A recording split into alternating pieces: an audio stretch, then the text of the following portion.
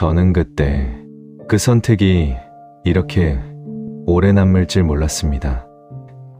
아이를 지키겠다는 마음이었습니다. 가족을 지키겠다는 마음이었습니다. 하지만 우리는 서로 다른 방향을 보고 있었습니다. 시간이 지나고 나서야 알게 되었습니다.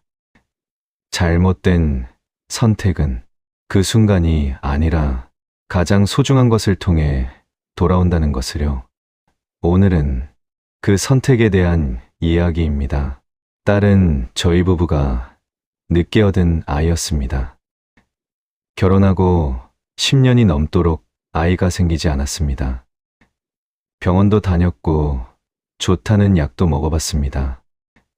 주변에서는 포기하라는 말도 들었습니다. 나이도 있었고 더 늦으면 힘들 거라는 이야기도 들었습니다. 그렇게 거의 마음을 접고 살던 어느 날, 아내가 제게 조심스럽게 말했습니다. 여보, 병원 한 번만 더 가보자. 그날 이후 몇 달이 지나 우리는 아이를 품에 안았습니다. 그 아이가 제 딸입니다. 아내는 보험 영업을 했습니다. 남들보다 더 많이 뛰었고, 더 많이 설득했고, 더 많이 참았습니다. 그래서 실적이 좋았습니다. 지점에서 이름이 알려졌고, 상도 여러 번 받았습니다. 하지만 아이를 낳고 나서는 일을 그만두었습니다. 애가 어릴 때는 엄마 손이 필요하잖아. 그 말 한마디로 아내의 20년 경력이 그렇게 멈췄습니다. 저는 공무원이었습니다. 큰 돈은 아니었지만 안정적인 월급이 있었습니다. 정년까지는 아직 몇 년이 남아 있었습니다. 아내가 벌어놓은 돈과 제 퇴직금 일부를 미리 당겨 대출을 정리했습니다. 그리고 정원이 있는 작은 단독주택을 마련했습니다. 크지는 않았습니다. 하지만 저희 부부에게는 평생 모은 돈이 들어간 집이었습니다. 정원에는 아내가 직접 꽃을 심었습니다. 대문 옆 벽에는 딸의 키를 재던 연필 자국이 남아 있었습니다. 그 집은 저희의 자존심이었고 딸의 놀이터였습니다. 문제는 그때부터였습니다. 딸은 부족함 없이 자랐습니다. 아니, 솔직히 말하면 과했습니다.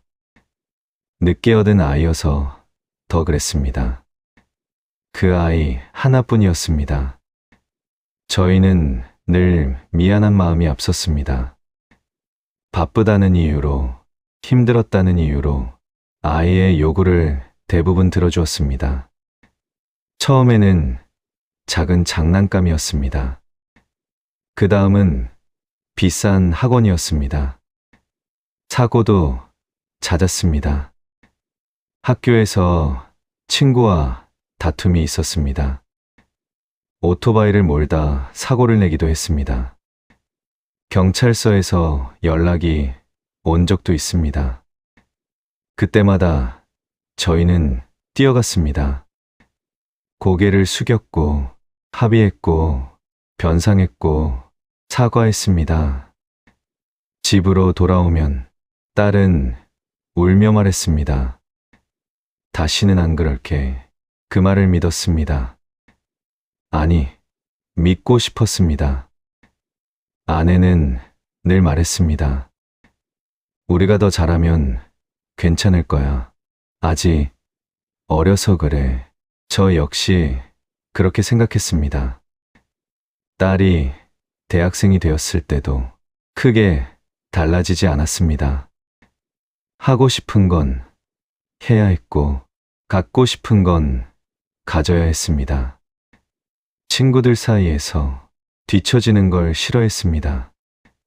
그때마다 우리는 또 한 번 지갑을 열었습니다.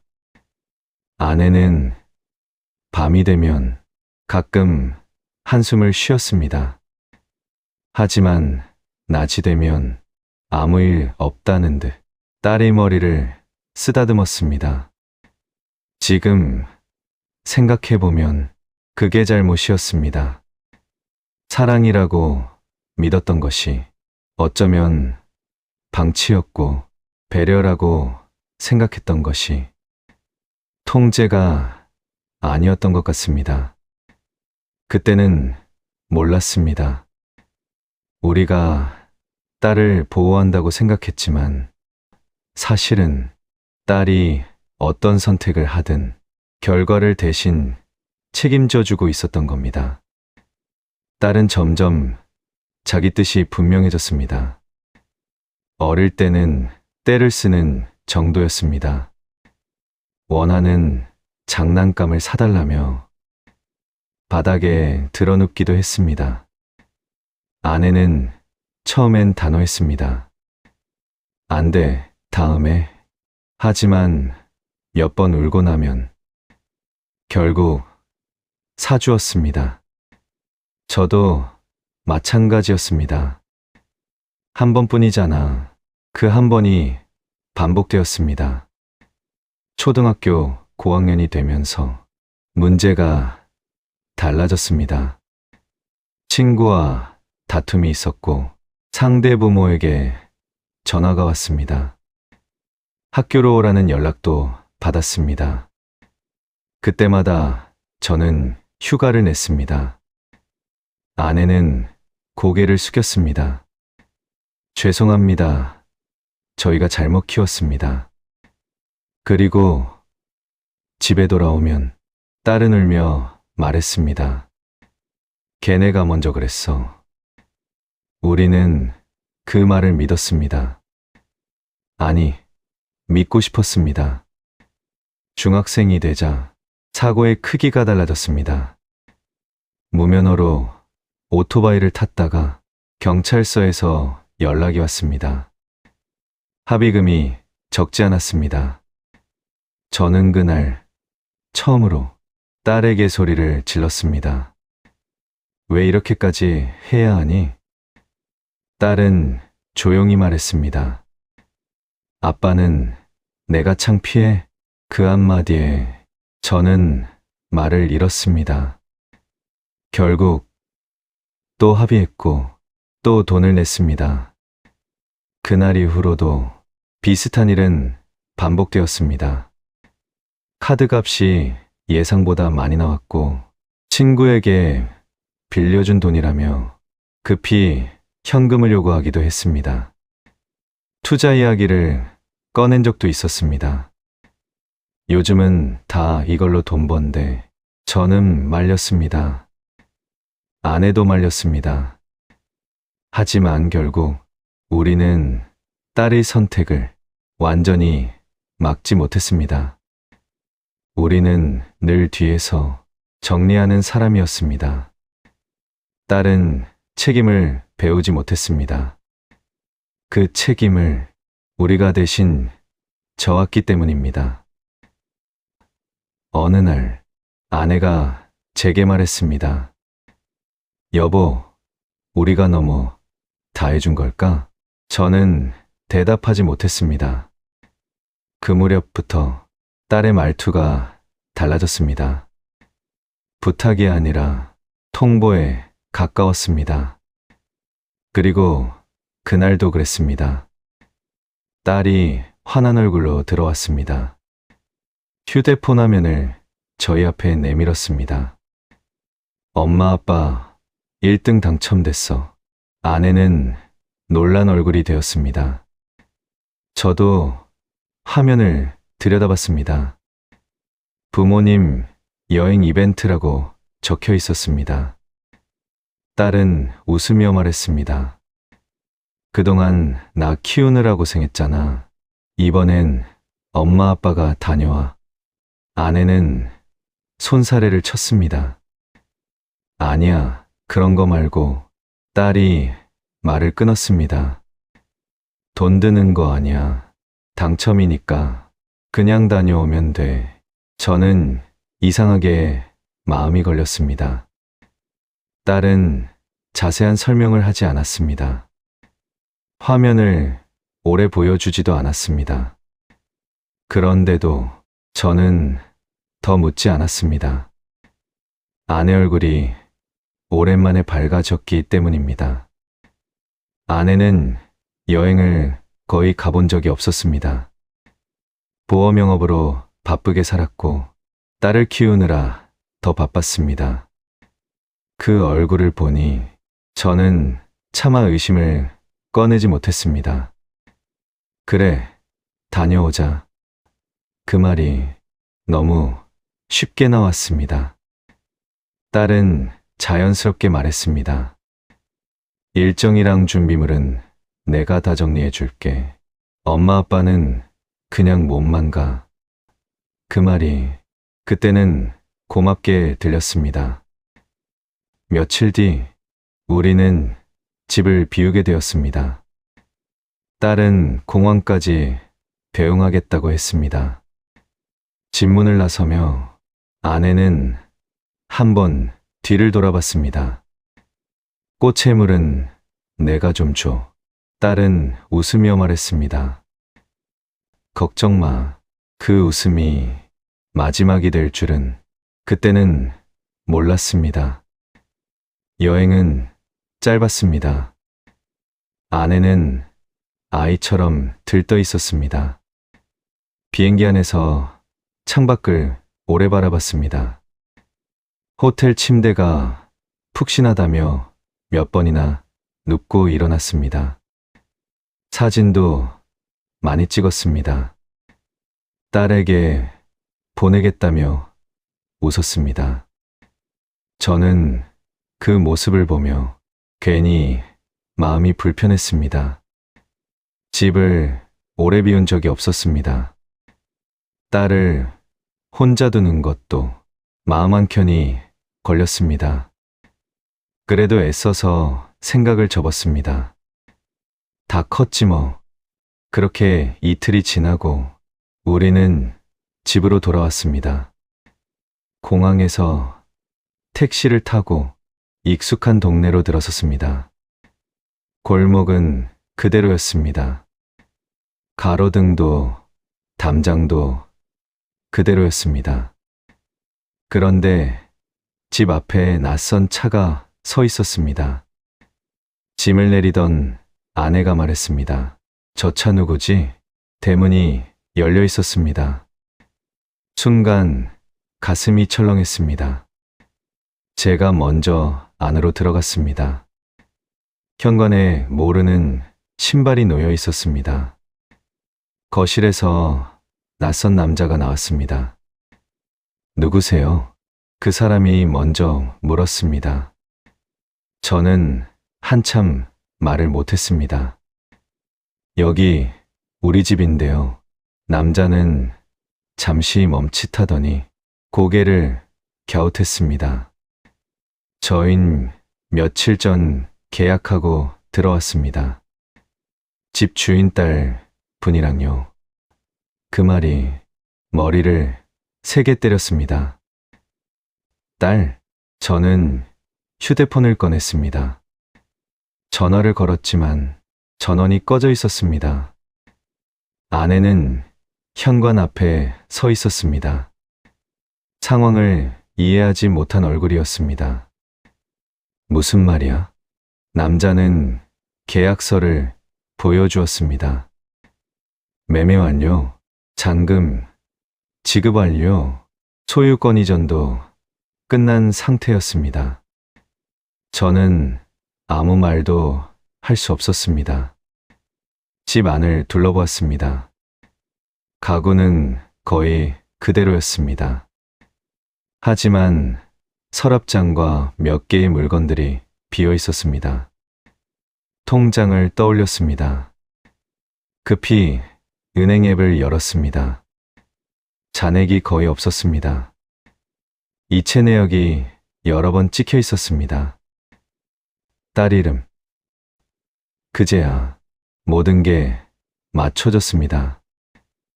여행, 당첨, 일정 정리. 그냥 몸만 가. 그 말이 머릿속에서 반복됐습니다. 아내가 그 자리에 주저앉았습니다. 우리 집 아니야? 저는 대답하지 못했습니다. 이웃들이 하나둘 모여들었습니다. 수근거림이 들렸습니다. 저는 그 자리에 더 서 있을 수 없었습니다. 캐리어를 들고 아내를 일으켰습니다. 어디로 가야 할지 몰랐습니다. 친척집을 떠올렸습니다.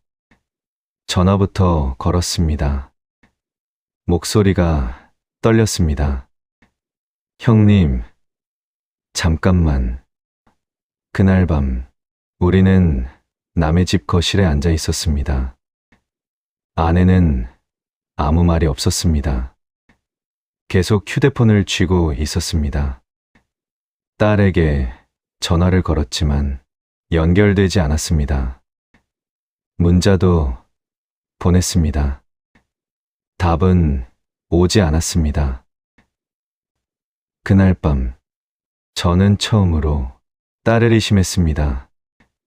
그리고 동시에 저 자신을 의심했습니다. 우리가 이렇게 만든 건 아닐까?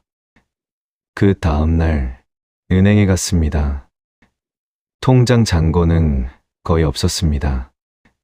퇴직금 일부로 갚아둔 대출 덕에 빚은 없었지만 남은 돈도 없었습니다. 집, 매각 대금은 이미 딸 계좌로 이체된 뒤 다시 여러 곳으로 빠져나가 있었습니다. 경찰서도 찾아갔습니다. 성인입니다. 본인이 계약했고 위임장도 있습니다. 법적으로 문제 삼기가 어려웠습니다. 저는 그 자리에서 한참을 앉아 있었습니다. 돌아오는 길, 아내가 조용히 말했습니다. 여보, 우리 어디로 가? 저는 대답하지 못했습니다. 우리는 집을 잃었습니다. 돈도 잃었습니다. 그리고 딸도 잃었습니다. 그날 밤, 저는 처음으로 우리 인생이 완전히 다른 방향으로 꺾였다는 걸 느꼈습니다. 친척 집에서 오래 있을 수는 없었습니다. 처음 며칠은 아무도 말을 꺼내지 않았습니다. 형님은 괜찮다며 손을 저었고 형수는 따뜻한 밥을 차려주었습니다. 하지만 저희는 알고 있었습니다. 이 집은 우리의 집이 아니었습니다. 거실 한켠에 펴둔 이불이 점점 더 무겁게 느껴졌습니다. 아내는 거의 말을 하지 않았습니다. 딸에게 보낸 문자만 계속 들여다보고 있었습니다. 읽지 않은 표시 그대로였습니다. 일주일이 지나자 저는 더 버틸 수 없었습니다. 방 알아보자 아내는 고개를 끄덕였습니다. 우리는 고시촌을 돌아다녔습니다. 창문이 없거나 손을 뻗으면 벽에 닿는 방이 대부분이었습니다. 곰팡이 냄새가 배어 있었고 복도는 어두웠습니다. 두 분이 쓰시기엔 조금 작죠. 부동산 중개인이 말했습니다. 저는 웃으며 말했습니다. 괜찮습니다. 하지만 괜찮지 않았습니다. 평생 정원 있는 집에 살다가 이제는 침대 하나 들어가면 끝인 방이 전부였습니다. 짐도 많지 않았습니다. 집에서 챙겨 나온 건 옷 몇 벌과 서류 가방, 그리고 작은 사진 상자 하나였습니다. 아내는 그 상자를 꼭 쥐고 있었습니다. 딸 어릴 때 사진이 들어 있었습니다. 고시텔에 처음 들어간 날, 아내는 한참을 서 있었습니다. 여보, 여기서 사는 거야? 저는 대답 대신 캐리어를 열었습니다.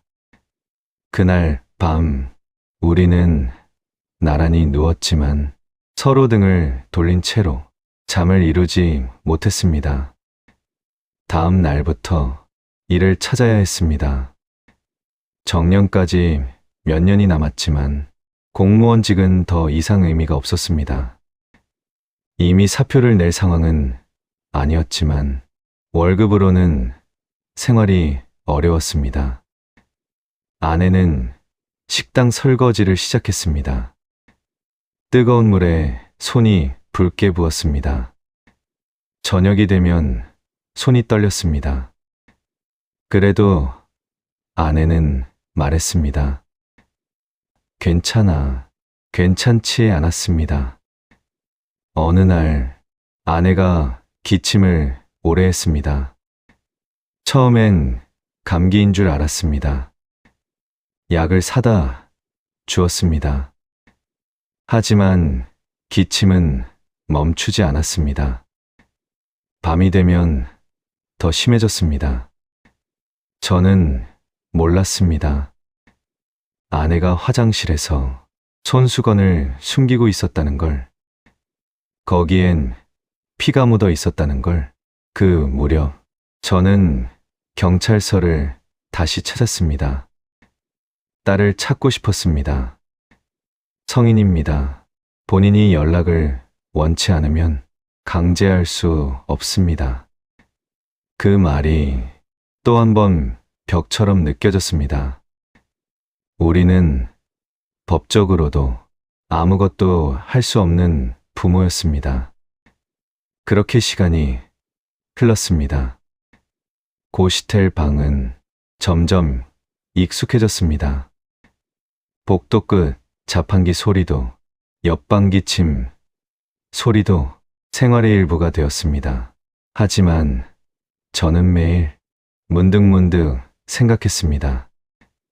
우리가 잘못 키운 걸까? 사랑이 부족했던 걸까? 아니면 너무 넘쳤던 걸까? 그 답을 알지 못한 채 우리는 하루를 버텼습니다. 그게 우리의 몰락이었습니다. 고시텔 생활은 잠시일 줄 알았습니다. 몇 달이면 정리될 줄 알았습니다. 하지만 몇 달이 몇 년이 되었습니다. 저는 새벽 택배 분류부터 시작했습니다. 상자를 들어 올리는 일이 생각보다 무거웠습니다. 젊은 사람들은 2개, 3개씩 번쩍 들었습니다. 저는 하나씩 옮겼습니다. 속도가 느리다는 말을 몇 번이나 들었습니다. 아저씨, 이거 오늘 안에 끝나요? 그 말이 농담처럼 들리지 않았습니다. 허리가 먼저 버티지 못했습니다. 새벽 공기는 차가웠고 땀은 식으면서 등을 파고들었습니다. 며칠이 지나지 않아 무릎이 붓기 시작했습니다. 그 다음은 아파트 청소였습니다. 청소도구가 든 카트를 밀고 계단을 오르내렸습니다. 15층을 하루에 몇 번씩 왕복했습니다. 복도 끝에 먼지를 쓸고 계단 모서리에 붙은 껌을 떼어냈습니다. 누군가는 커피를 흘리고 아무렇지 않게 지나갔고 저는 무릎을 꿇고 그걸 닦았습니다. 어느 날은 계단 중간에 잠시 앉았습니다. 2층에서 내려오던 주민이 말했습니다. 거기 앉아 계시면 불편해요. 저는 바로 일어났습니다. 죄송합니다. 그 말이 자동으로 나왔습니다. 그날 저녁 고시텔 방에서 무릎에 파스를 붙였습니다. 아내는 제 다리를 한참 바라보다 조용히 말했습니다.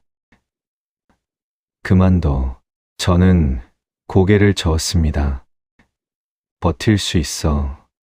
사실은 버티는 것 말고는 방법이 없었습니다. 그 후 경비 자리를 얻었습니다. 밤을 지키는 일이었습니다.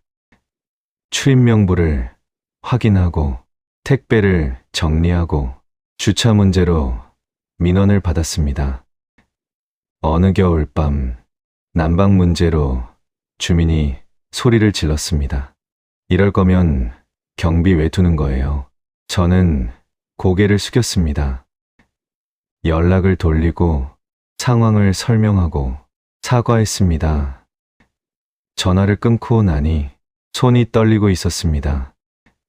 집을 잃은 날 이후로 저는 처음으로 제가 늙었다는 걸 실감했습니다. 어느 날 아내가 화장실에서 오래 나오지 않았습니다. 문을 두드리자 괜찮다고 했습니다. 그날 세면대 옆 휴지통에 피가 묻은 휴지가 있었습니다. 저는 모른 척 했습니다. 모른 척 하는 게 덜 무서웠습니다. 시간은 무심하게 흘렀습니다. 고시텔 방은 점점 익숙해졌습니다.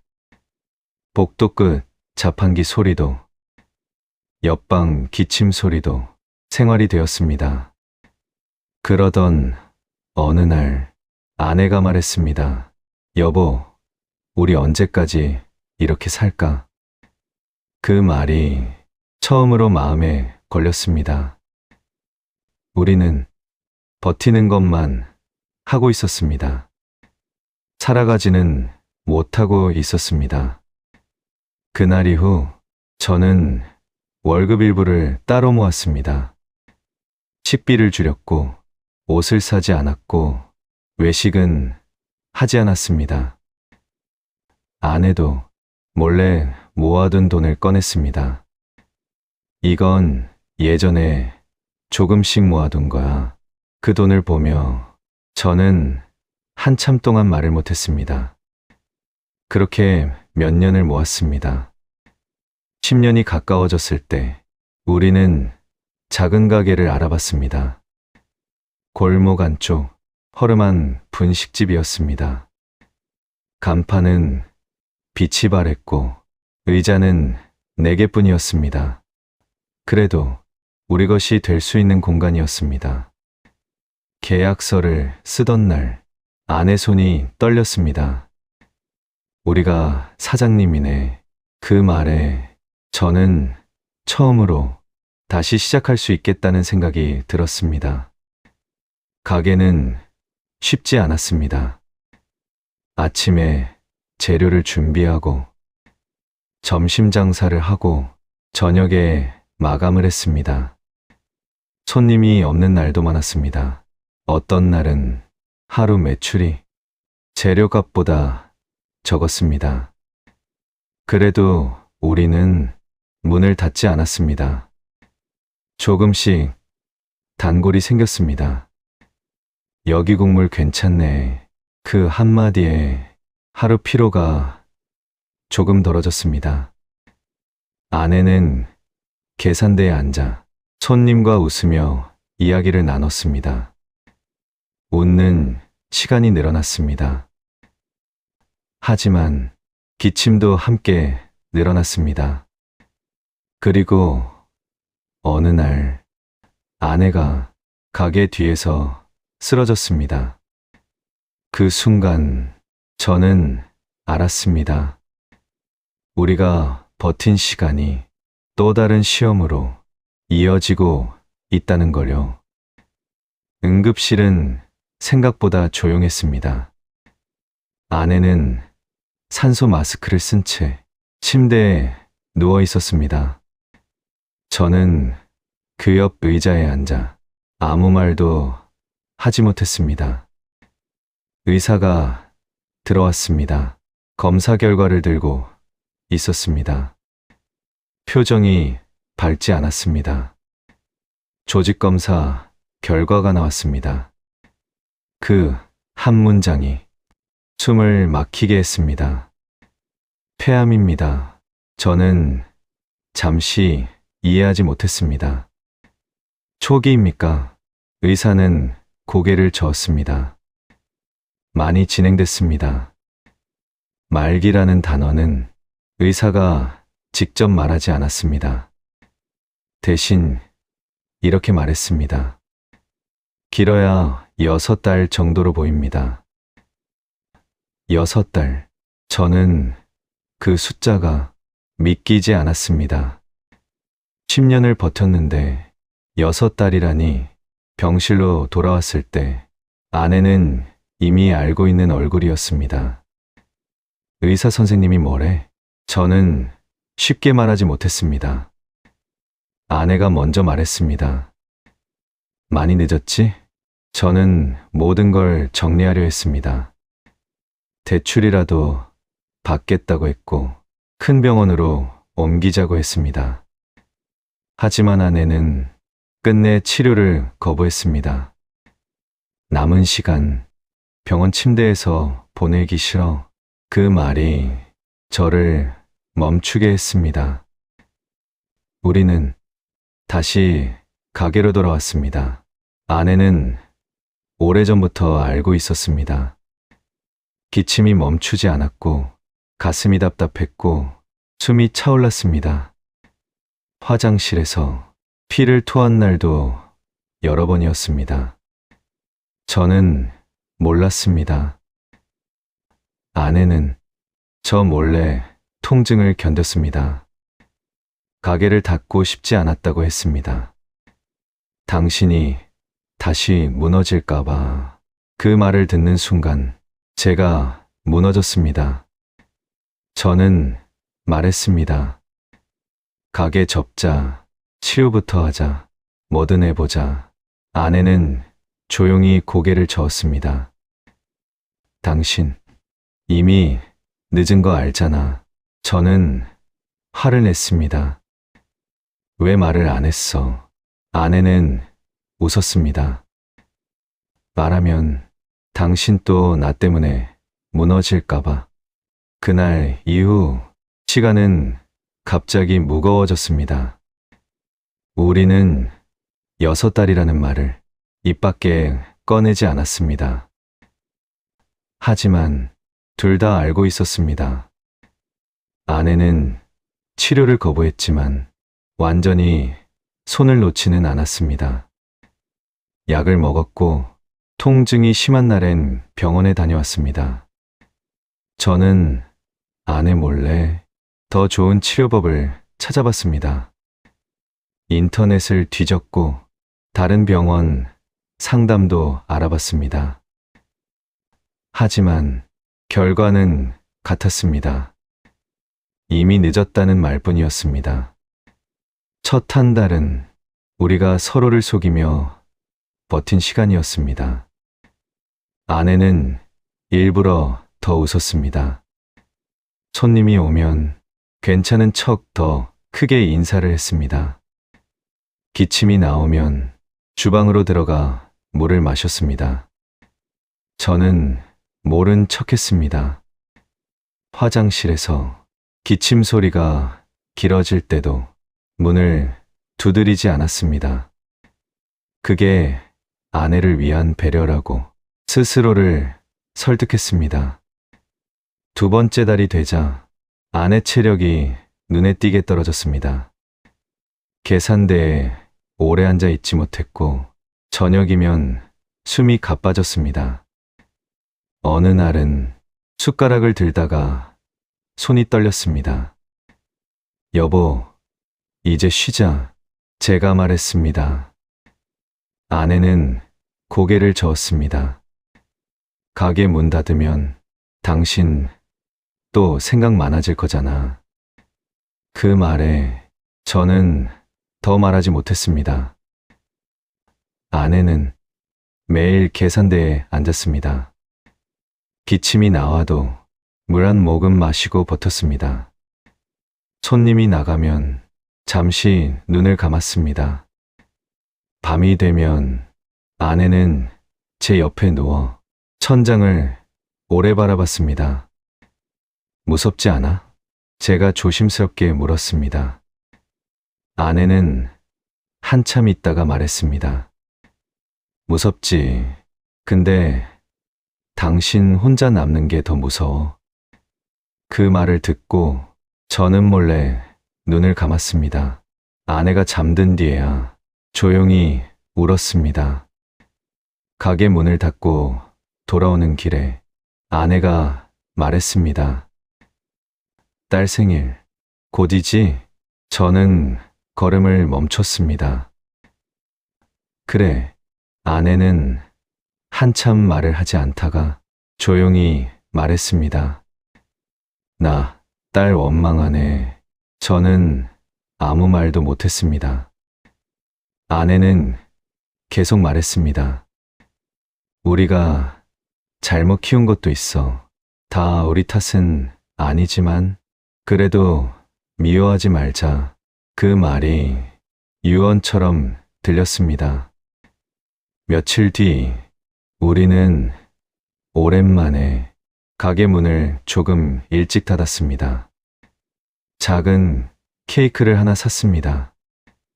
딸 생일이 다가오는 날이었습니다. 불을 켜지 않고 촛불만 켰습니다. 아내는 조용히 말했습니다.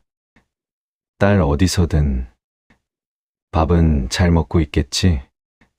저는 고개를 끄덕였습니다.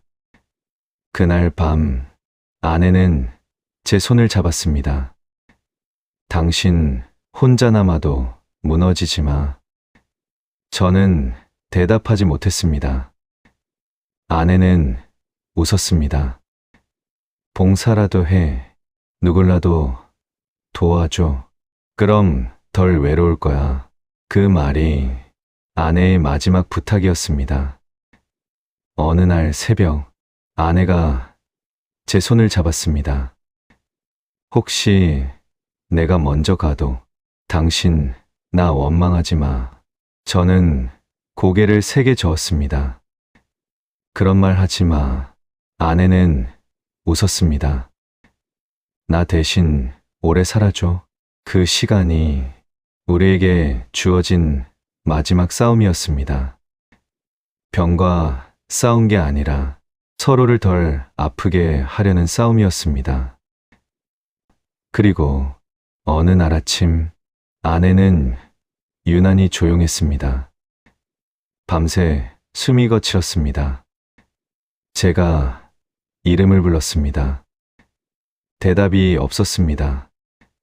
손을 잡았습니다. 차갑지는 않았지만 힘이 없었습니다. 그날 아침 아내는 제 어깨에 기대어 천천히 숨을 멈췄습니다. 저는 그 순간 아무 말도 하지 못했습니다. 6달이라는 말은 결국 2달로 끝났습니다. 그리고 저는 완전히 혼자가 되었습니다. 장례식은 조용했습니다. 딸은 오지 않았습니다. 저는 빈소 한쪽에서 아내 사진을 바라봤습니다. 딸은 처음부터 도망칠 생각은 아니었습니다. 그때 그녀는 정말로 돈을 불릴 수 있다고 믿었습니다. 친구가 소개한 투자였습니다. 단기간에 수익이 난다고 했습니다. 이미 몇 명은 돈을 벌었다고 했습니다. 처음엔 망설였습니다. 하지만 그녀 머릿속엔 다른 계산이 먼저 떠올랐습니다. 집을 잠깐 활용한다면 집을 팔고 단기간에 투자해 수익을 내고 다시 더 좋은 집으로 돌아오면 된다고 생각했습니다. 부모에게는 서프라이즈가 될 거라 여겼습니다. 그래서 여행을 준비했습니다. 당첨은 거짓이었습니다. 친구에게 부탁해 이벤트 화면을 만들어냈습니다. 며칠만 비우면 된다고 생각했습니다. 계약은 빠르게 진행됐습니다. 잔금이 입금되던 날, 그녀는 잠시 숨이 멎는 듯 했습니다. 통장에 찍힌 숫자가 처음 보는 금액이었기 때문입니다. 그날 밤, 그녀는 자신이 틀리지 않았다고 확신했습니다. 첫 투자 며칠 만에 수익이 조금 붙었습니다. 그 작은 성공이 판단을 흐리게 만들었습니다. 조금 더 넣었습니다. 그리고 시장 흐름이 바뀌었습니다. 수익은 사라졌고 원금이 줄어들기 시작했습니다. 조금만 기다리면 다시 오른다. 그녀는 멈추지 않았습니다. 손실을 만회하려 더 큰 금액을 넣었습니다. 그때 이미 되돌릴 수 있는 선을 넘었습니다. 며칠 뒤 그래프는 더 내려갔습니다. 그녀는 처음으로 부모 얼굴이 떠올랐습니다. 여행을 마치고 돌아올 날짜, 그때쯤이면 회복될 거라고 스스로를 설득했습니다. 회복되지 않았습니다. 잔고는 절반 아래로 내려갔고 출금도 쉽지 않았습니다. 그제야 전화기를 붙잡았습니다. 하지만 전화를 걸지 못했습니다. 지금 말하면 끝이다. 그녀는 문자를 쓰다 지웠습니다. 그리고 선택했습니다. 더 넣자 대출을 받았습니다. 카드론이었습니다. 이자는 높았습니다. 그녀는 계산하지 않았습니다. 이번 한 번만. 하지만 시장은 그녀 편이 아니었습니다. 며칠 사이 계좌는 거의 비어버렸습니다. 그때서야 공항에 부모가 도착했다는 문자가 왔습니다. 그녀는 휴대폰을 내려놓았습니다. 돌아갈 집은 이미 다른 사람 명이었습니다. 그녀는 동네를 떠났습니다. 처음엔 잠시 숨을 고르려는 생각이었습니다. 하지만 손실은 거기서 끝나지 않았습니다. 투자를 소개했던 친구도 연락이 끊겼습니다. 그녀는 더 깊은 선택을 합니다. 사채였습니다. 이자를 갚기에 또 다른 돈을 빌렸습니다. 그때부터 하루가 쪼개졌습니다. 낮에는 배달, 저녁에는 주방 보조, 밤에는 대리운전, 잠은 3시간 남짓이었습니다. 그 무렵 그녀는 한 남자를 만나게 됩니다. 같은 식당에서 일하던 사람이었습니다. 야간 근무가 겹쳤고 퇴근 시간이 비슷했습니다. 처음엔 그저 같이 편의점에서 캔커피를 마시는 정도였습니다. 그는 그녀의 사정을 묻지 않았습니다. 집이 어디냐고도, 왜 그렇게 일하냐고도 묻지 않았습니다. 그게 오히려 편했습니다. 설명하지 않아도 되는 사람, 과거를 묻지 않는 사람. 그녀는 그 침묵이 위로처럼 느껴졌습니다. 어느 날 그는 말했습니다. 힘들면 같이 살아볼래? 그 말은 구원이 아니라 도피에 가까웠습니다. 그녀는 잠시 현실을 잊고 싶었습니다. 하지만 그 남자는 오래 버티지 못했습니다. 삐똑촉 전화가 오기 시작했고 생활은 점점 거칠어졌습니다. 어느 날 그는 말없이 떠났습니다. 혼자 살 거처가 필요했고 결국 구한 방은 창이 없는 고시촌 작은 방이었습니다. 환기가 되지 않았고 형광등 불빛이 밤과 낮을 구분하지 못하게 했습니다.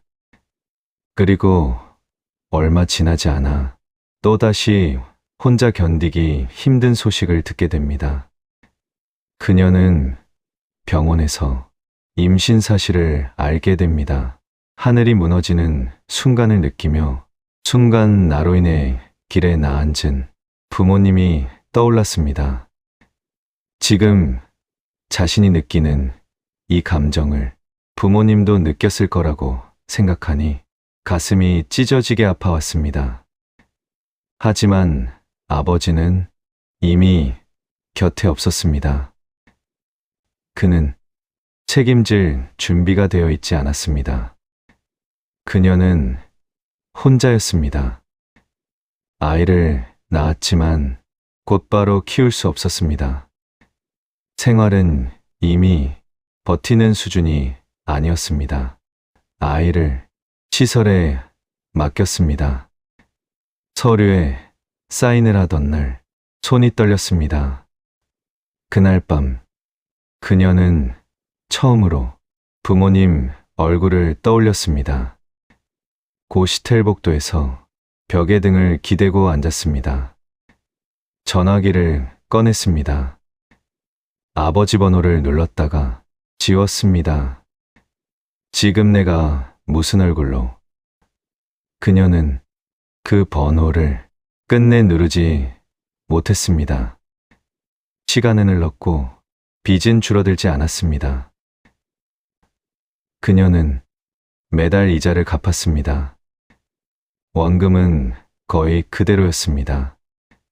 그 사이 아이에 대한 소식은 기관을 통해 간접적으로만 들었습니다.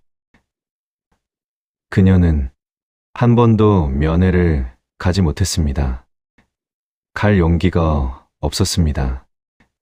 부모에게도 아이에게도 자기 자신에게도 설명할 말이 없었습니다.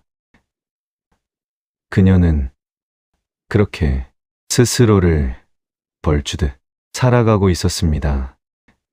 그렇게 혼자 아내를 보내는 장례가 끝난 뒤 고시텔 방은 더 좁아졌습니다. 같은 공간인데 숨이 막히는 느낌이 들었습니다. 이불 한 채가 비어 있었습니다. 아내가 쓰던 컵이 그대로 놓여 있었습니다. 저는 며칠 동안 가게 문을 열지 않았습니다. 문을 열면 아내가 계산대에 앉아 있을 것 같았습니다. 하지만 문을 닫고 있어도 아내는 돌아오지 않았습니다.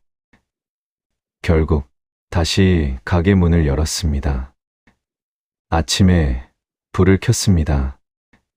주방에 서 있는데 손이 움직이지 않았습니다.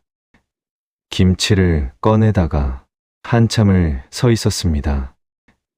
아내는 늘 말했습니다. 국물은 너무 짜지 않게. 그 말이 귓가에서 맴돌았습니다. 손님이 들어왔습니다. 아줌마는 안 보이시네. 저는 잠시 멈췄습니다. 몸이 좀 안 좋습니다. 그 말이 입 밖으로 나오자 가슴이 먹먹해졌습니다. 아내는 이미 세상에 없는데 저는 아직도 안 좋다고 말하고 있었습니다. 가게를 정리하고 밤에 돌아오면 고시텔 방은 더 조용했습니다. 누군가와 하루를 나누던 시간이 사라졌습니다. 밥을 먹어도 맛이 없었고 TV를 틀어도 귀에 들어오지 않았습니다. 며칠은 아무것도 하지 않았습니다. 그냥 누워 있었습니다. 그러다 문득 아내의 마지막 말이 떠올랐습니다. 봉사라도 해. 누구라도 도와줘. 그럼 덜 외로울 거야. 그 말이 자꾸 머릿속을 맴돌았습니다. 저는 처음엔 그 말을 무시했습니다. 내가 지금 누구를 도와 내 삶도 정리되지 않았는데. 하지만 고시텔복도에서 우연히 마주친 노인의 뒷모습을 보고 멈춰섰습니다. 저보다 더 말없이 걷고 있었습니다. 그 순간 제가 혼자인 게 아니라는 걸 처음으로 느꼈습니다. 며칠 뒤 동네 복지관을 찾았습니다. 봉사 신청서를 썼습니다. 처음에는 도시락 배달이었습니다. 어르신들 집을 방문해 밥을 놓고 나오는 일이었습니다. 문을 열어주는 얼굴들마다 다른 사연이 있었습니다. 혼자 사는 사람, 자식과 연락 끊긴 사람, 몸이 불편한 사람. 저는 그 집들을 나오면서 자꾸 딸 생각이 났습니다. 우리 딸은 지금 어디서 밥을 먹고 있을까? 밥은 잘 챙겨 먹고 있을까? 봉사를 마치고 돌아오는 길, 아내 생각도 났습니다. 아내라면 이 일을 좋아했을 것 같았습니다. 그때 처음으로 가슴이 덜 아팠습니다.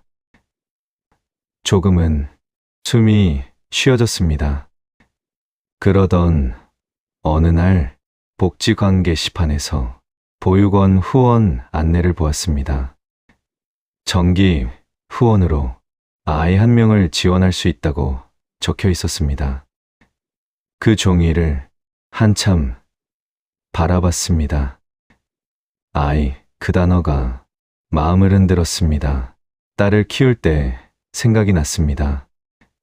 밤새 열이 나서 병원을 뛰어다니던 날, 학교 입학식에 손을 잡고 서 있던 날, 대문 옆 벽에 키를 재던 날, 그 기억들이 한꺼번에 올라왔습니다. 저는 신청서를 작성했습니다. 정기 후원 가능하십니까? 직원이 묻자 저는 고개를 끄덕였습니다. 네, 가능합니다. 그때 저는 누군가를 돕는다고 생각했습니다. 사실은 제 안에 남은 빈자리를 조금이라도 채워보려던 것뿐이었습니다. 그 아이가 누구인지도 몰랐고 어떤 얼굴인지도 몰랐습니다. 그저 한 달에 한 번 이름을 떠올리게 될 아이가 생긴 것뿐이었습니다. 그것만으로도 그때의 저는 조금 덜 외로웠습니다. 장례가 끝난 뒤에도 저는 고시텔방을 떠나지 못했습니다. 그 방에 아내의 체온이 남아있는 것 같았습니다. 그래서 이곳을 떠나면 정말 혼자인 것 같아 떠날 생각을 하지 못했습니다. 그러나 시간이 지나면서 음식의 맛도 찾고 손이 다시 익숙해졌습니다. 가게는 천천히 제 자리를 찾았습니다. 아내 이야기를 꺼내는 손님도 있었고 아무 말 없이 계산만 하는 손님도 있었습니다. 저는 굳이 설명하지 않았습니다. 그냥 버텼습니다. 몇 달이 지나자 매출이 조금씩 올라갔습니다. 크게 잘 되는 건 아니었지만 적자는 아니었습니다. 저는 고시텔을 떠날 생각을 처음으로 했습니다. 아내와 함께 버티던 방을 혼자 계속 쓰고 싶지 않았습니다. 시장 근처에 작은 반지하 방이 나왔습니다. 창문이 있었습니다. 햇빛은 잘 들지 않았지만 공기가 통했습니다. 계약서를 쓰던 날 저는 한숨을 길게 내쉬었습니다. 고시텔보다 넓었습니다. 방 한켠에 작은 식탁도 놓을 수 있었습니다. 그날 처음으로 살고 있다는 느낌이 들었습니다. 생활이 아주 조금 안정되었습니다. 저는 매달 일정 금액을 따로 모으기 시작했습니다. 크지 않았습니다. 하지만 적어도 빚 없이 생활은 유지되고 있었습니다. 그 무렵 시장 상인회에서 장학 후원 안내를 돌았습니다. 형편 어려운 아이들 정기 후원. 예전 같았으면 그 종이를 그냥 넘겼을 겁니다. 그런데 그날은 달랐습니다. 아내의 말이 떠올랐습니다. 우리가 힘들어도 남을 도울 수 있으면 좋겠다. 가능했습니다. 무리하지 않으면 매달 작은 금액은 낼 수 있었습니다. 그날 저녁 봉투 하나를 꺼냈습니다. 이상하게도 가슴이 조금 가벼워졌습니다. 그게 제가 다시 숨을 쉬기 시작한 날이었습니다. 아내가 남긴 말 때문이었습니다. 우리 딸 미워하지 마. 그 말을 곱씹을수록 가만히 있을 수 없었습니다. 딸을 찾아야겠다고 생각했습니다. 처음에는 단순했습니다. 전화는 여전히 꺼져 있었고 예전에 알던 주소는 이미 다른 사람 명이었습니다. 경찰서를 찾았습니다. 상담 창구의 직원은 차분했습니다. 성인입니다. 범죄 혐의가 없다면 강제로 찾기 어렵습니다. 그 말은 단호하지 않았지만 벽처럼 느껴졌습니다. 법은 감정을 고려하지 않았습니다. 딸이 원하지 않으면 아버지는 만날 수 없다는 현실. 그 벽은 생각보다 높았습니다.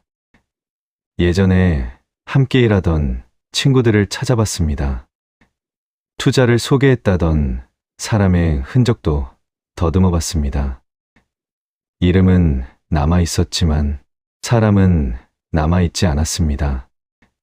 전화번호는 바뀌어 있었고 계정은 삭제되어 있었습니다. 딸은 숨은 것이 아니라 흩어진 상태였습니다. 집을 잃고 고시촌으로 들어오던 그 시기에는 찾을 정신도 없었습니다. 살아야 했고 버텨야 했습니다.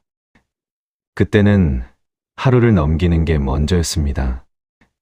시간이 조금 흐른 뒤 다시 찾으려 했을 때는 이미 단서가 사라진 뒤였습니다.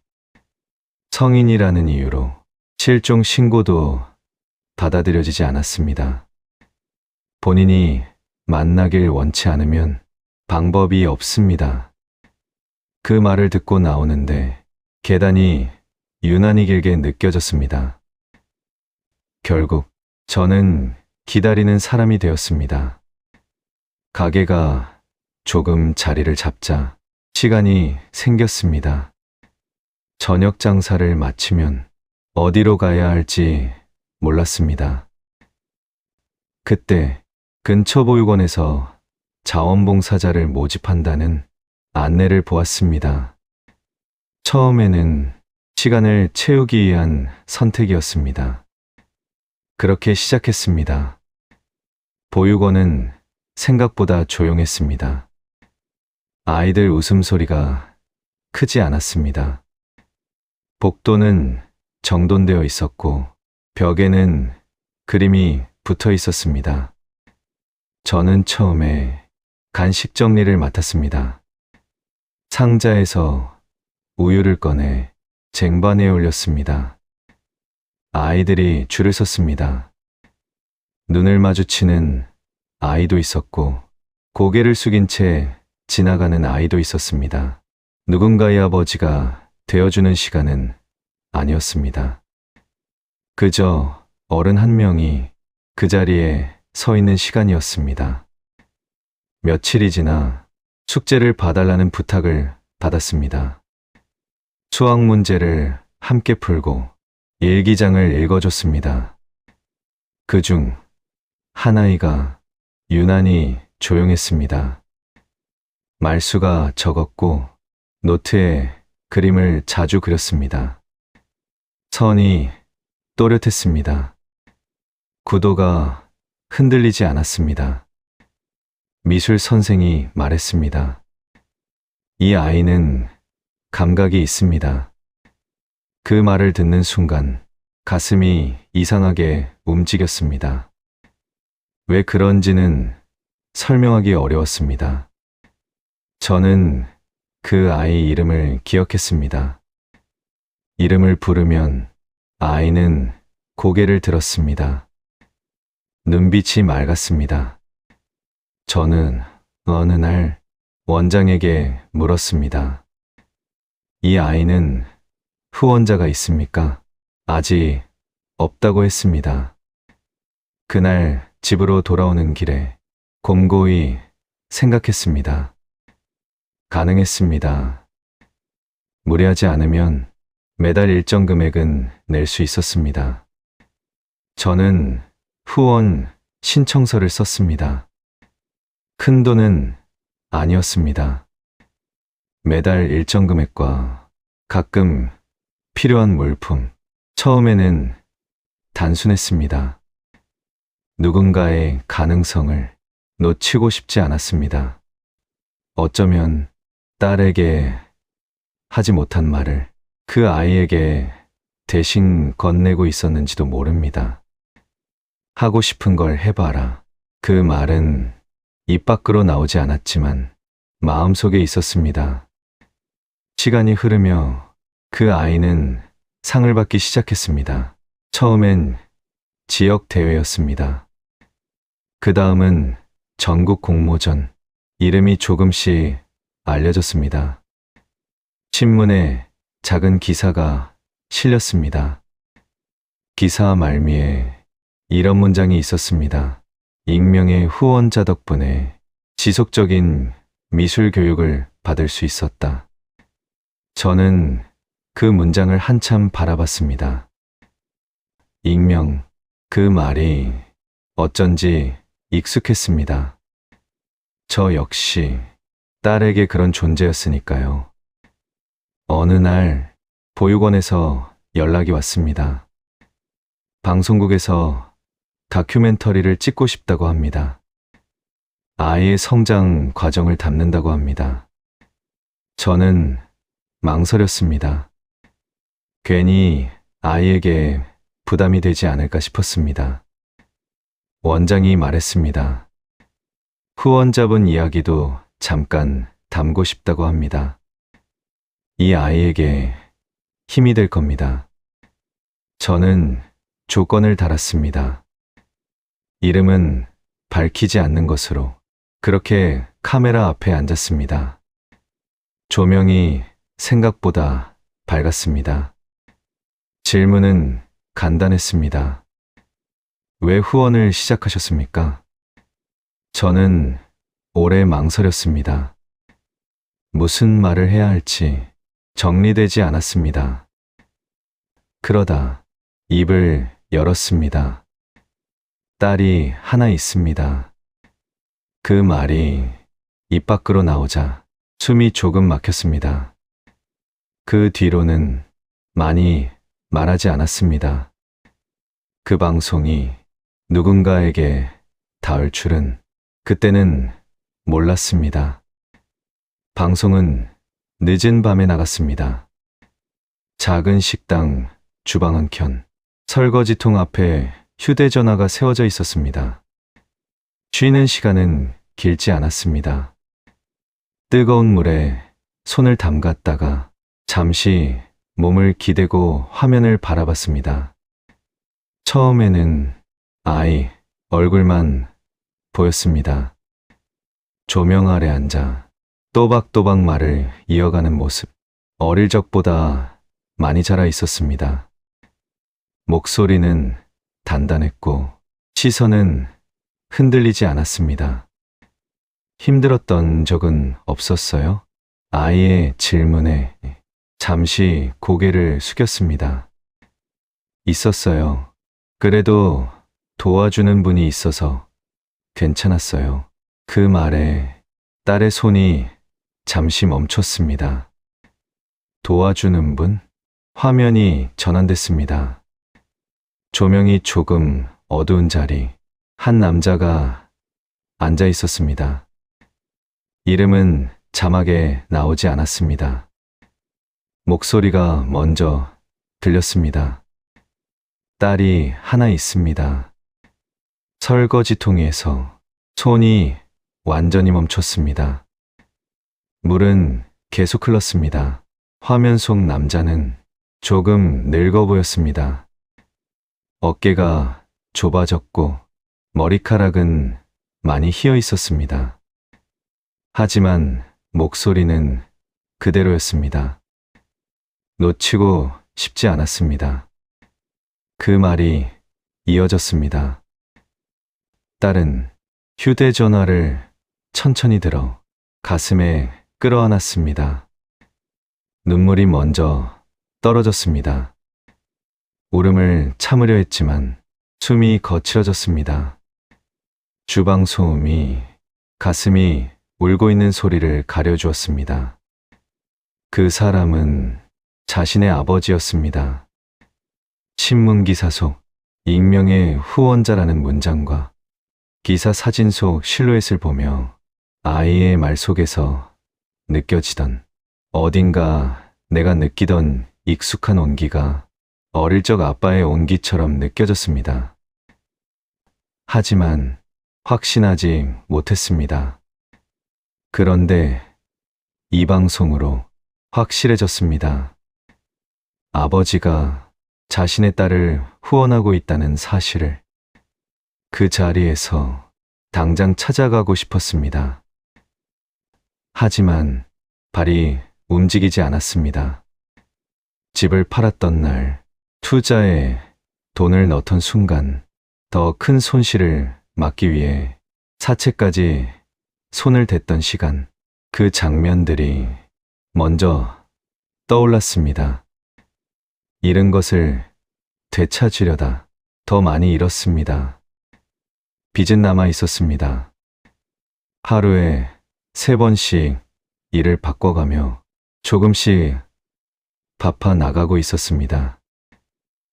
식당, 배달, 설거지, 대리운전, 잠은 쪼개서 잤습니다. 창도 없는 방에서 몸을 말아 누웠습니다. 딸은 생각했습니다. 지금 내가 가면 또 짐이 되지 않을까. 예전과 다르게 없었습니다. 그때도 잘해보려던 선택이 부모를 길 위에 세웠습니다. 지금도 빚을 안고 있는 자신이 무슨 얼굴로 아버지 앞에 설 수 있을지 모르겠다고 생각했습니다. 그날 밤 딸은 휴대전화를 가슴에 안고 오랫동안 울었습니다. 아빠, 그 말이 처음으로 입 밖으로 나왔습니다. 하지만 전화를 걸지는 못했습니다. 다음 날부터 딸은 아이의 기사와 방송을 찾아보기 시작했습니다. 인터뷰, 영상, 신문 기사, 인터넷 댓글, 그 안에서 아버지의 모습을 멀리서 지켜봤습니다. 직접 다가가지는 못했지만 화면 속에서 웃고 있는 얼굴을 확인했습니다. 그것만으로도 잠시 숨을 고를 수 있었습니다. 하지만 운명은 멀리서만 지켜보게 두지 않았습니다. 아이의 수상 기념 뒤풀이가 한 식당에서 열리게 되었습니다. 그 식당은 딸이 일하는 곳이었습니다. 딸은 그 사실을 그날 오후에 알게 되었습니다. 수상 기념 뒤풀이는 생각보다 소박했습니다. 아이와 보육원 원장, 선생님들, 방송국 관계자 몇 명, 그리고 후원자 자격으로 저도 그 자리에 앉아 있었습니다. 아이의 얼굴은 조명 아래에서 더 또렷해 보였습니다. 웃을 때마다 어릴 적 딸의 모습이 보였습니다. 이유를 설명하기는 어려웠습니다. 식당은 바빴습니다. 주방에서는 기름 튀는 소리가 났고 접시 부딪히는 소리가 이어졌습니다. 저는 화장실을 찾으려 자리에서 일어났습니다. 홀을 지나 문을 잘못 열었습니다. 그 문은 주방 쪽 통로였습니다. 아, 죄송합니다. 제가 말했습니다. 그때 주방 안쪽에서 사장이 큰 소리로 외쳤습니다. 야, 빨리 안 움직여. 그리고 그 이름이 들렸습니다. 그 이름은 제가 오랫동안 부르지 못했던 이름이었습니다. 발이 그쪽으로 향했습니다. 이유를 설명할 수 없었습니다. 핏줄은 말보다 빨랐습니다. 주방 구석에서 한 여자가 고개를 숙인 채 설거지를 하고 있었습니다. 몸은 말랐고 손목이 가늘어 보였습니다. 머리는 대충 묶여 있었고 앞치마에는 기름 자국이 남아 있었습니다. 사장은 계속 소리를 질렀습니다. 손이 그렇게 느려서야 되겠어? 그 여자는 아무 말도 하지 않았습니다. 그저 고개를 더 숙였습니다. 저는 그 얼굴을 바로 알아보지 못했습니다. 시간은 사람을 바꿉니다. 살은 빠지고 눈빛은 깊어지고 어깨는 조금 굽었습니다. 예전의 모습과는 많이 달라져 있었습니다. 하지만 가슴이 먼저 반응했습니다. 왠지 모르게 숨이 막혔습니다. 설명할 수 없는 끌림이 그 자리에 붙들어 놓았습니다. 화장실이 어디입니까? 제가 물었습니다. 그 여자가 천천히 고개를 들었습니다.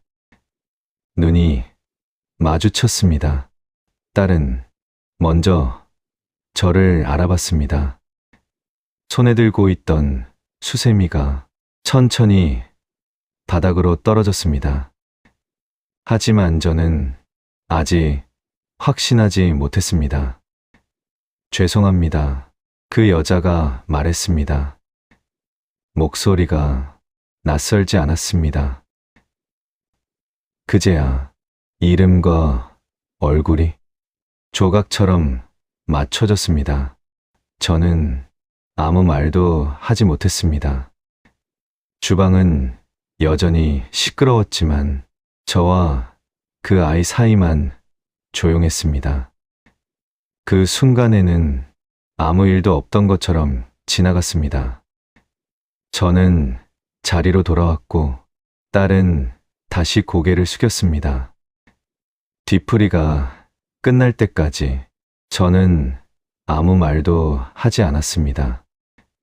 식당 문이 닫힐 때까지 밖에서 기다렸습니다. 밤 공기가 차가웠습니다. 가게 불이 하나둘 꺼졌습니다. 마지막으로 뒷문이 열렸습니다.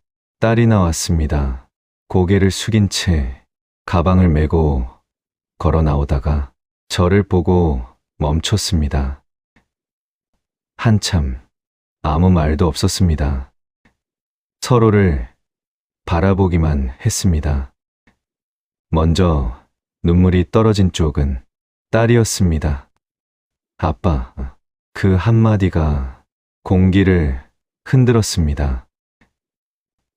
그제야 저는 그 아이를 알아봤습니다. 심장이 늦게 뛰기 시작했습니다. 저는 아무 말 없이 딸을 안았습니다. 그 아이의 몸은 가볍게 느껴졌습니다. 너무 가벼웠습니다. 딸은 먼저 걷기 시작했습니다. 저는 아무 말 없이 그 뒤를 따라갔습니다.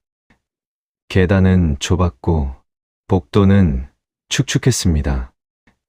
형광등 불빛이 고르게 들어오지 않았습니다.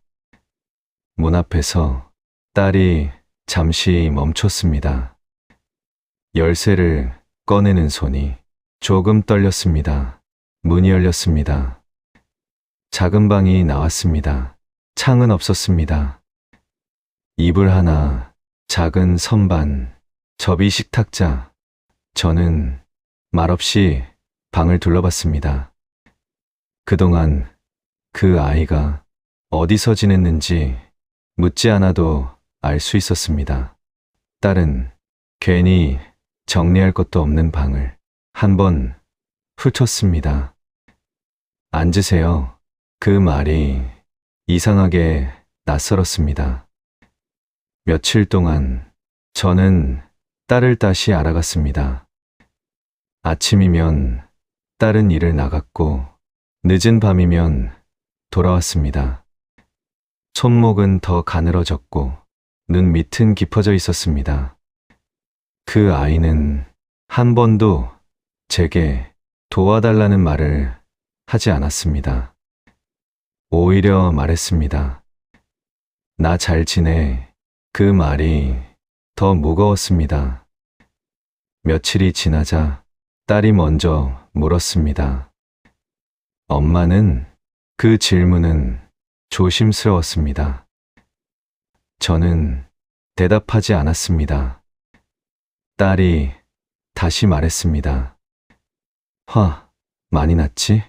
그 말 속에는 오해가 섞여 있었습니다. 엄마가 나타나지 않는 이유를 본인을 용서하지 않았다고 믿고 있었습니다. 아직도 나 미워하지? 그 질문을 듣는 순간 저는 고개를 숙였습니다. 잠시 침묵이 있었습니다. 그리고 말했습니다. 엄마가 기다리지 못하고 떠났어. 그 한마디가 방 안에 내려앉았습니다. 딸은 움직이지 않았습니다. 말이 천천히 이해되는 표정이었습니다. 언제? 날짜를 말했습니다. 딸 생일이 다가오던 밤이었다고. 그날 딸 이야기를 많이 했다고. 미워하지 말라더라. 그 말을 전하자 딸이 무너졌습니다. 소리를 크게 내지 않았습니다. 숨이 막힌 듯 조용히 울었습니다. 그 모습이 어릴 적과 닮아 있었습니다. 며칠 뒤 딸은 제 손을 잡고 아내가 있는 곳으로 갔습니다. 늦게 인사를 했습니다. 엄마, 그 말이 처음으로 제대로 나왔습니다. 딸은 오래 고개를 숙였습니다. 용서를 빌었습니다. 저는 조금 떨어진 자리에서 그 모습을 지켜봤습니다. 그날 밤 딸이 말했습니다. 아빠, 저 할 말이 있어요. 지금 아빠가 후원하는 그 아이, 저는 고개를 들었습니다. 내 딸이야. 말이 천천히 이어졌습니다. 사정이 있어서 내가 키울 수가 없었어. 저는 바로 이해하지 못했습니다. 하지만 조각이 하나씩 맞춰지며 어떤 상황이었을지 짐작은 할 수 있었습니다. 윤빛, 이름, 이상하게 익숙했던 느낌. 그 아이는 제 소녀였습니다. 저는 그 사실을 그 순간 처음 알았습니다. 말이 나오지 않았습니다. 후원을 시작한 이유가 딸 때문이었는데 그 아이가 정말 딸의 아이였다는 사실이 정말 믿기지 않았으니까요. 세상은 가끔 이렇게 돌아옵니다. 딸은 고개를 숙인 채 말했습니다. 말 못했어. 그럴 자격이 없는 것 같아서. 저는 그 아이의 어깨를 잡았습니다. 자격은 부모가 정하는 게 아니다. 그 말은 저 자신에게도 하는 말이었습니다. 손녀를 바로 데려올 수는 없었습니다. 아이는 보육원에서 지내고 있었고 이미 그곳에 익숙해져 있었습니다. 딸은 쉽게 말하지 못했습니다. 엄마라고 바로 말하면 아이 마음이 흔들릴까봐 저는 고개를 끄덕였습니다. 서두를 필요는 없었습니다. 우리는 이미 많은 것을 서두르다 잃은 사람들이었으니까요. 처음 만난 날 아이는 저를 보며 웃었습니다. 딸은 조금 떨어진 자리에서 그 모습을 지켜봤습니다. 아이는 엄마 얼굴을 기억하지 못했습니다. 어릴 때 떨어졌으니까요. 딸은 먼저 다가가지 않았습니다. 그저 아이 손을 조심스럽게 잡았습니다. 잘 지냈어? 그 말이 처음으로 엄마가 된 사람의 목소리였습니다. 아이는 낯설어 했지만 손을 놓지 않았습니다. 시간이 필요했습니다. 몇 번의 만남이 지나고 아이는 천천히 다가왔습니다. 왜 이제 왔어? 그 질문에 딸은 바로 대답하지 못했습니다. 저는 대신 말하지 않았습니다. 대신 자주 만나는 자리를 만들었습니다. 딸의 빚은 여전히 남아 있었습니다. 저는 대신 갚지 않았습니다. 딸도 그걸 바라지 않았습니다. 내가 갚을게. 그 말이 처음으로 단단하게 들렸습니다. 딸은 가게에서 일을 배우기 시작했습니다. 설거지하던 손으로 김밥을 말았습니다. 처음엔 모양이 서툴렀습니다. 저는 말없이 재료를 건넸습니다. 가르친다기보다 옆에 서 있는 사람이 되기로 했습니다. 손녀가 상을 받은 뒤 가게를 찾아오는 사람이 조금 늘었습니다. 방송에서 봤다며 김밥을 주문했습니다. 대박은 아니었습니다. 하지만 숨은 조금 트였습니다. 어느 저녁 가게 문을 닫고 세 사람이 같은 공간에 앉았습니다. 손녀는 숙제를 하고 있었고 딸은 매출 정리를 했습니다. 저는 의자에 앉아 그 모습을 바라봤습니다. 완벽하지는 않았습니다. 빚은 남아 있었고 가게는 여전히 작았습니다. 아내는 그 자리에 없었습니다. 하지만 이번에는 무너지지 않을 것 같았습니다. 딸이 말했습니다. 아빠, 고마워. 저는 고개를 저었습니다. 이번엔 내가 지켜. 그 말은 부탁이 아니라 믿음이었습니다. 셔터를 내리는 소리가 조용히 울렸습니다. 불이 꺼지고 밖은 어두웠습니다. 저는 마지막으로 가게를 둘러봤습니다. 집은 잃었지만 사람은 남아 있었습니다. 완벽한 아버지는 아니었습니다. 하지만 이번에는 말을 삼키지 않으려 합니다. 딸을 놓쳤던 사람으로 살지 않기 위해 이제는 옆에 서 있는 사람이 되려고 합니다.